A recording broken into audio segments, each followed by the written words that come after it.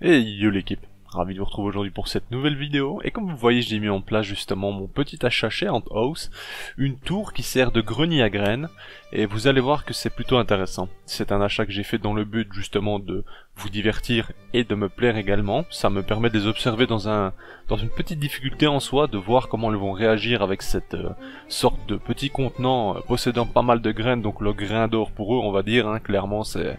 Surtout que c'est des graines qu'elles n'ont pas encore consommées, c'est des graines que je n'ai jamais mis à leur disposition, et donc on va observer ça ensemble. Et vous allez voir que ça va tout d'abord leur apporter du travail, parce que c'est vrai qu'en élevage elles manquent d'activité on va dire, même si chez les messors on a quand même une transformation à faire et pas mal de choses, ce qui fait que voilà, elles sont plus actives que nos Campanotus et d'autres espèces on va dire.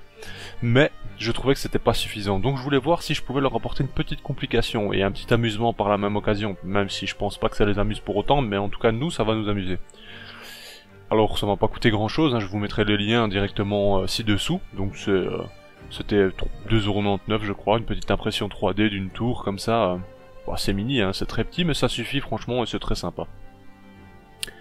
Comme vous le voyez, on a plusieurs zones chez MMSOR, donc des zones de transformation pour les graines, du moins c'est là où je les observe souvent le faire, et vous verrez par la suite d'ailleurs qu'elles le font, et c'est vraiment hyper intéressant d'ailleurs. C'est franchement, les Messors Barbarus ou d'autres Messors, c'est hyper intéressant, quand on prend le temps de les observer sans trop les stresser, parce que bon ici c'est vrai que je les éclaire absolument jamais en fait, je les uniquement quand je les filme.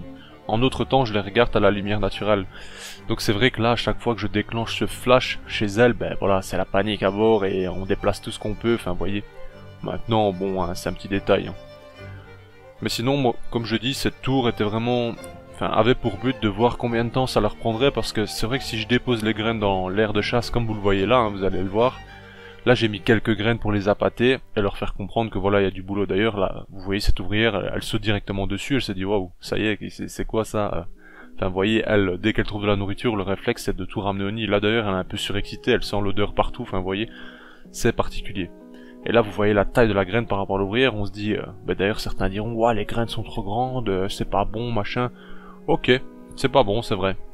En nature, je vous invite à sortir et observer. Combien de fourmis ramènent des graines, des insectes, n'importe quoi, qui sont 5 à 10 fois plus grands qu'elles? Combien? Dites-le moi honnêtement. Voilà, ça résume. Franchement, à partir de là, faut pas chercher plus loin. Elles vont se débrouiller pour travailler ces graines, les transformer, les transporter. Aucun problème pour ça, il faut pas se tracasser. Il est vrai que les grosses graines, quand c'est un début de fondation, par exemple en tube et haute, faut éviter, parce que là c'est compliqué, les premières ouvrières sont vraiment très petites.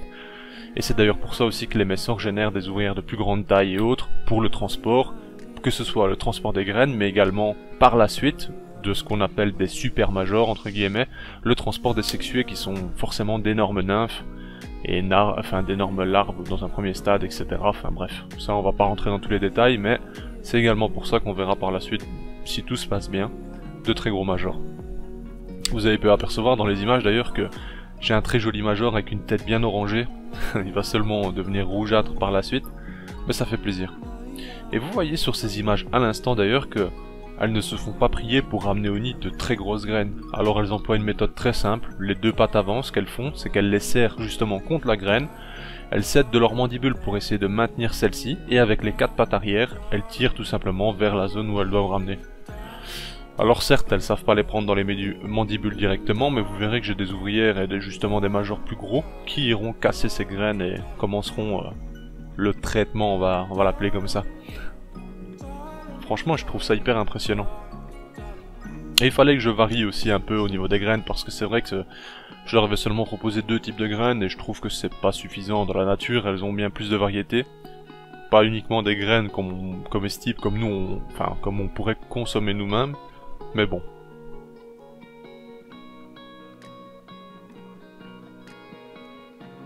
Il leur a fallu environ... Je pense que je les ai laissés sur le côté pendant 3 heures, 4 heures avant de pouvoir observer, je vais dire une certaine interaction avec cette tour et le fait qu'elle rentre dedans et qu'elle découvre ce pactole quoi. Il est possible que l'une ou l'autre ait déjà été à l'intérieur de celle-ci sans que je m'en rende compte, mais c'est vrai que j'aurais laissé 3-4 heures avant de revenir voir où en était justement cette découverte. Pour information, il leur a fallu plus ou moins, allez je vais dire, ouais, plus d'une journée pour vider totalement la tour. Alors que sincèrement, comme je le disais précédemment, si j'aurais déposé les graines simplement dans leur heure de chasse, en 1 heure maximum 2 heures, tout était rentré. Parce que c'est bien plus simple pour elles de les tirer, etc. Là, il y avait vraiment un travail à faire, quoi. D'ailleurs, à l'intérieur de cette tour, je n'ai pas mis l'image, mais en gros, vous avez une sorte de montée depuis le bas, en fait, le bas de la tour. Mais après, vous savez, voilà, elle grimpe sur les parois et autres. Enfin, vous allez le voir de toute façon.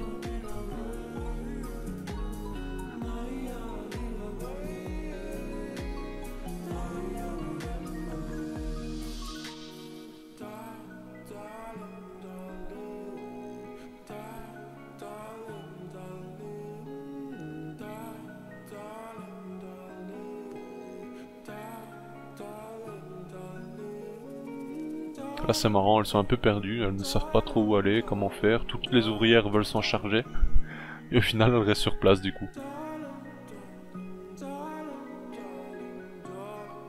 Et là vous voyez le grenier à graines, enfin leur réserve grandit pas mal, hein. Elles ont amené toutes sortes de graines du coup. Et ça me fait plaisir de voir cette diversité aussi. Vous apercevez également du pain de fourmi à l'image actuellement. Là on voit qu'il y a une nouvelle ponte de ma reine justement, on voit le nouveau major. La reine qui était d'ailleurs en position de ponte juste avant, enfin c'est hyper intéressant. Et là regardez à l'image, on voit la transformation d'une de ces graines rondes justement qui est déjà en cours en fait. Regardez leur façon de faire.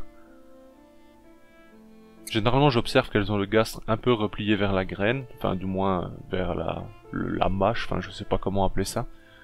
Et qu'elle le travaille à de nombreuses reprises, enfin c'est assez dingue en fait.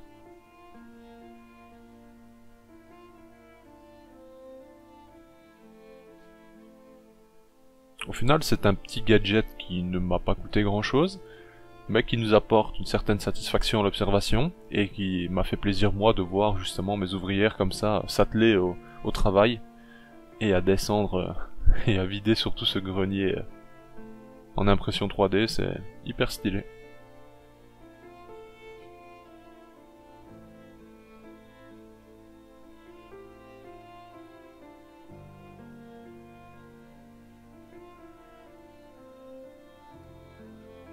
Les Messors ne sont pas connus pour avoir une grande dextérité, on va pas se mentir, généralement c'est assez brouillon, assez foufou. Mais au final je trouve qu'elles s'en sortent pas mal, hein.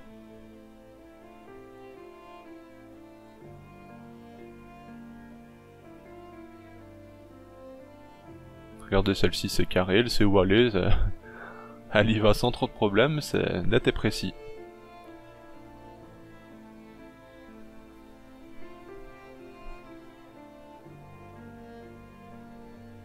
Cette colonie de Messor, parce que maintenant je vais l'appeler colonie, hein, clairement, nous y sommes, évolue franchement pas mal. Hein.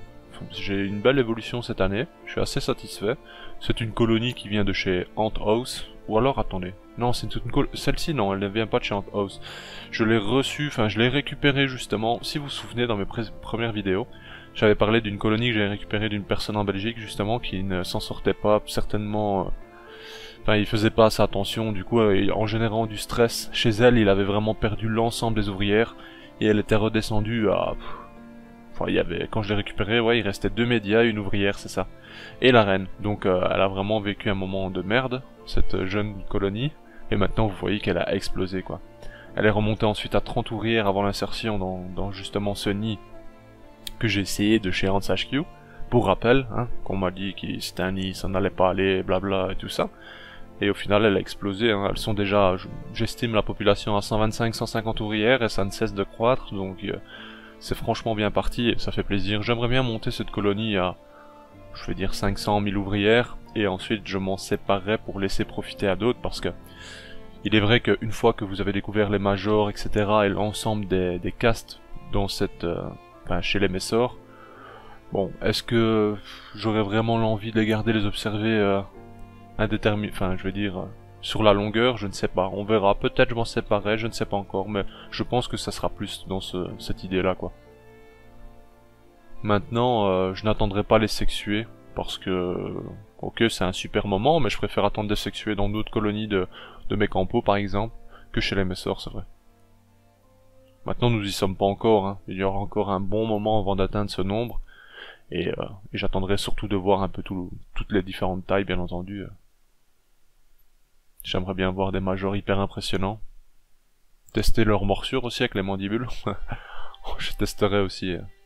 Je vais tester un peu chacune, de toute façon, vous verrez sur la chaîne en images. Bon, j'essaierai pas des poneries et autres, hein, je vous le dis. Hein. Je vais essayer juste les compos et ce genre de choses, quoi.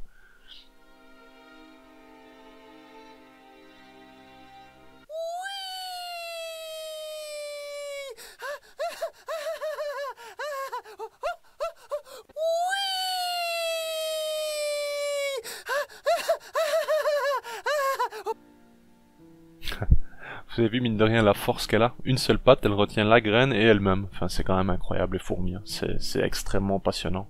Quand on prend le temps de les observer, on se rend compte de choses incroyables, en fait. C'est si petit, mais si puissant, c'est incroyable. C'est complètement dingue.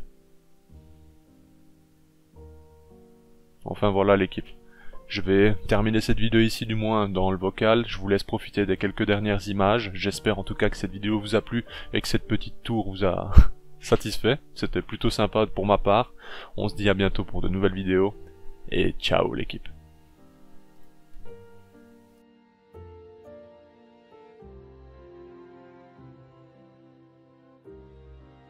Hey, si toi aussi tu as apprécié la vidéo, n'oublie pas de t'abonner, de laisser un like, voire un commentaire, ou même de nous suivre sur les réseaux. Merci et à bientôt l'équipe!